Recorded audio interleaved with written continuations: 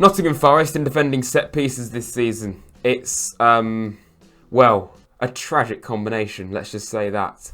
I have gone back through this season, which is bad enough as it is. I don't really want to, remind myself of a lot of these games. And I've compiled every single goal we've conceded from set pieces this season. 23 in all competitions. We've also only scored 6. This is also in the 2 different managers as well. We weren't very good at set pieces last season. So it's a very common theme that this whole team does seem inept at defending set pieces and also scoring set pieces too. Oh, it doesn't matter. I give up. Well played, guys. This may be slightly negative, this video. Apologies in advance. I'm going to try my best to not just slander every single player.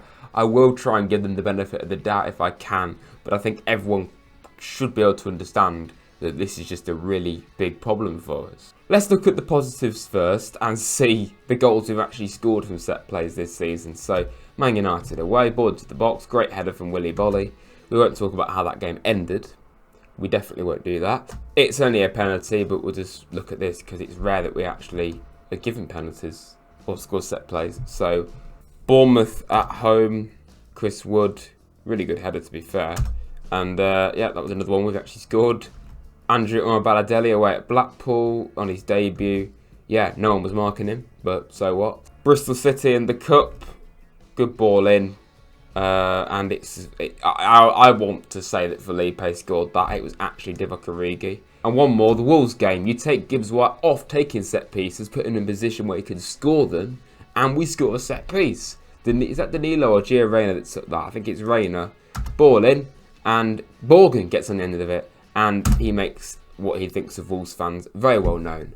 Very well known. Okay, so now for the negative part of this video. The goals we conceded from set pieces. So this actually comes from a Sheffield United corner. But it's headed away. I ought to just at least show you the header. Headed away. And it just goes straight to Gustavo Hamer, who has time to stop the ball, tee it up, take a really good shot and score. Now, Man United away. This is just such a terrible goal to concede. So from the right-hand side, Marcus Rashford has it here, right? You're seeing all the Forest players are converging towards that area. You've got 4 Man United players, in fact, all in free space. And it's just an absolute mess. Absolute mess. Third set piece of the season was from this penalty. I'll mention that because it still was a set piece, and obviously any excuse to mention that it was a robbery. Brentford, this is a shocking rendition of how to not defend set pieces as well. I mean, it probably is the worst of the season for me, or it's one of the worst. Ball into the box, free header, clear as day, and no one really is on Norgard, I think that is. Besides maybe Murillo, and Matt Turner should have been doing better there too. Luton at home. Yeah, sorry. Luton at home. Ball into the box. And all I want to point out here is not only the lack of concentration and game management being 2-0 up with about 10 minutes to go, but what on earth is Sturz Aurier attempting to do here? Please, I need to know. I want to ring Serge up and just ask him, mate, you don't play for us anymore, but what the hell were you thinking here? Ball in. What is he doing? He's ducking down, right? He's ducking down before the ball has even reached him. Why is he ducking down? You're meant to be a defender, mate. He's ducking down. He jumps up once the ball is past him. Then Luton win the header. It goes over Wall and Toffolo. In fact, the whole team.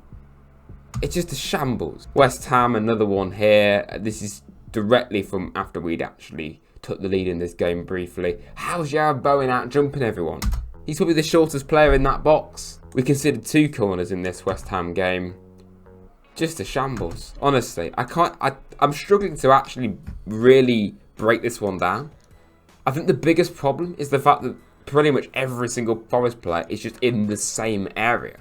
So that means that there's these 2 West Ham players that are just in free space. And in fact, even on the edge of where the Forest players are all converging, minus Alanga, who's actually a bit further out, don't really know what he's trying to do there.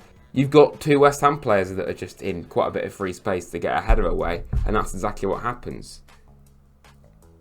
It's so simple. Penalty here, obviously, we'll just briefly look at that. I can't really analyse it. Everton at home. This is from a long free kick, this one. Into the box. Headed over into the penalty area by the Everton player. But then Mangala heads it away. Straight to an Everton player. Then Harrison puts the ball into the box. It's in free space for Dwight McNeil to score this. And then you've got a massive gap. Huge gap for him to aim at. Serge blocking the view of Vlachodimos. But Vlachodimos is also leaving a massive gap to his left, which is something that Vlachodimos was especially good at whenever he played for us. So this comes from a Bournemouth corner as well. Ball into the box. Headed away by Murillo. Only to go to no one but a Bournemouth player. And then we need to just track that back a little bit there. You've got Solanke being marked by Yates, then suddenly not being marked by anyone, and then it's a very simple goal. So it isn't just really corners or set pieces in general. I think it's just balls into the box in general that's a real problem for us, because this is from a corner, but this corner, it wasn't just a direct corner. I suppose it was indirect. But this is also then featured a ball into the box. I forgot to include this penalty as well at St James's Park. I mean, yeah, it's just a penalty really. Now this one we were kind of cheated here because Ivan Toney moved the ball when he shouldn't have done to take the free kick. I know, Ivan Toney cheating, that's rare. But what I can't comprehend or forgive is the fact that this wall is an absolute travesty. Why on earth is there a gap there? Why is Hudson-Odoi leaving that gap? What's he trying to do there? Okay, I could somewhat accept that if Matt Turner was positioned in front of where the gap is. Ivan Toney is positioned perfectly in line with the gap. Matt Turner is on the not extreme right hand side, but he certainly isn't where he should be, leaving a massive gap here. In any scenario, that's poor.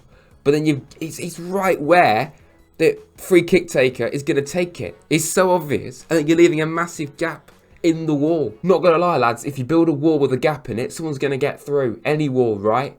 Hadrian's Wall, Pink Floyd, The Wall, the Great Wall of China. What were you expecting to achieve in this scenario, lads? I've not even played it yet. It's just criminal. That's his first game back. He was never gonna score a goal easier than that. That probably is the worst one of the season. Also in this Brentford game, near post, no one really picking up their man. Probably should have been Murillo. Obviously Murillo has been phenomenal, right? He's incredible, but he's so very, very frail, which is why people are saying he's going to get a move this summer to Real Madrid or Man City. I think you're jumping the gun a little bit. I think Murillo is quality, absolute quality, but he's still very frail. Not downplaying Murillo at all, but he has made quite a few basic mistakes, and this one, I think he was beaten a bit too easily. Another game here, the Bournemouth game. Let's just have a look. It's probably just, I don't really know what to say about this one. It kind of deflects off Nico. But again, I don't know. It's just, I haven't really got much to say about that. I just think it's poor in general. Newcastle game here. We can see 2 in this match from set plays. Ball into the box. Bruno completely unmarked. It's even worse here. Ball into the box. Again, look at this. This is what I'm saying about the West Ham game. All the Forest players converging in one area, all in one area of the pitch, leaving a massive gap or massive areas for other players to break down and exploit. And it's the same here. Look at every single Forest player, every single one. They're all looking to where the ball is, which would be obviously expected, but they're not looking at what's behind them. So if you look at this whole shot, no one looks until it's too late, basically. And then you've got Bruno there. So the awareness, I just think's terrible here. This is very positive, this video. It really is. Ball into the box again here. It's a long free kick. Won by no one, but Botman heads it over to his centre-back partner. And I think Shaw initially tries to win this.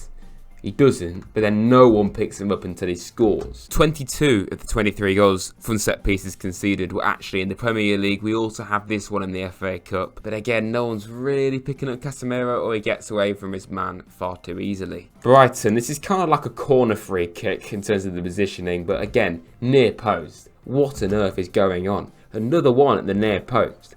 So Andrew Omabaladelli, who I think is great, he had a bit of a shocker here. He missed the header, and then Sells misses the punch. This is quite tiresome, this video, I've got to say. Luton away, both games against Luton cost us badly this season. Burt wins the header, beating 3 Forest players. 3 Forest players. And pay close attention to Luke Berry, number 8 for Luton. No one is really marking him at any stage, and he's the one that ends up winning the header. Well, ball going directly to his feet, in fact. It's actually a really well-worked goal from Luton. But if someone was, I don't know, marking Luke Berry a bit better, I think it's a really good goal from Luton. But again, it's just too simple, right? And just in general, our game management, we only had to hold on for the last 5 minutes here. We bought on some subs that didn't really make any sense. And you can see it's not really a shock. Okay, only a few more, thankfully. Fulham, 3-1 up in this scenario, so it was actually quite nice to not be too bothered about conceding for once. Again, it's just a really good header there. I'm not going to be too critical there. I suppose Gibbs White, he was the one that was nearest to Adrabayo. This Wolves game, we also conceded. So Gibbs White goes to ground. I think he was the one that was meant to be marking. The one that wins the header, but then Wood has to kind of like come over and cover it because Morgan went to ground. I think that's what was meant to be happening there. But it was on target, but then Sells spills it, and then Mateus Cunha just scrambles it over the line. There's a better view here in a moment. Here, this view, this is better. So, yeah. You can see much clearer there what goes on, but it's just a mess, isn't it? And Man City, of course, this game just gone. Near post, Guardiola. Okay, yes. We had a man off at this time, Nico. If he was on the pitch, would it have made a difference? Maybe, but it doesn't really matter anymore. We've conceded that many goals from set plays and just been that lacklustre all season at times. It's like, I don't really buy just having one man less on the pitch as an excuse.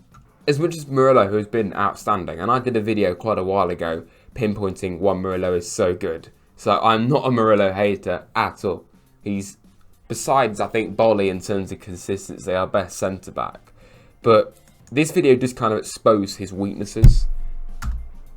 And yeah, because he's not very tall, he does get out-jumped a lot. And again, I think it was Niakate on Guardiola. He lets him go. And it's a very free header, isn't it? Just not really very good, is it? What's the problem here? Because there's a lot of them. I just think it's a general lack of communication, just not doing the fundamentals right, concentration, game management. And it's not just in the Nuno, right? It's just a thing with this team.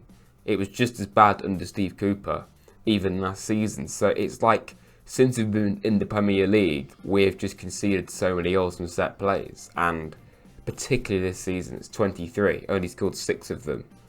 It's just not very good. It really isn't. Please let me know your thoughts on all these goals or some of the worst or whatever you want to say about set plays in the comments below. What do you think is the main problem? Because there's quite a few things you could put it down to. If you have enjoyed this somehow, please hit the like button, subscribe to Rads if you're new, trying to get to 6k, become a member if you want, that would be remarkable. And yeah, massive, gigantic game this weekend against Sheffield United. I do think there's an awful lot of pressure on that game. It really is, to say the very least. Thanks for watching everyone, up the Reds.